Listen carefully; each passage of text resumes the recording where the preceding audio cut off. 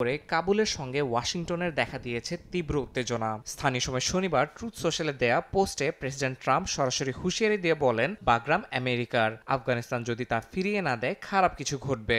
এর আগে যুক্তরাজ্য সফরের সময় ঘাঁটিটি পুনর্দখলের পরিকল্পনার কথা জানান মার্কিন প্রেসিডেন্ট।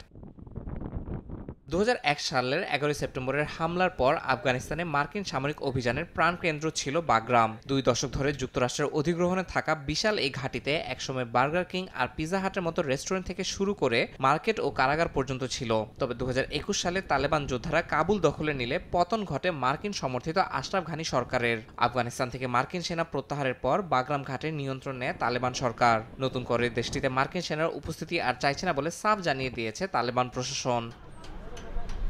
নিরাপত্তা বিশ্লেষকরা বলছেন, বাগরাম পুনর্দখল মানে নতুন করে আফগানিস্তানে সেনা অভিযান শুরু করা। এর জন্য ঘাঁটি সুরক্ষায় 10,000-এর বেশি মার্কিন সেনা, আধুনিক আকাশ প্রতিরক্ষা ব্যবস্থা ও ব্যাপক লজিস্টিক্স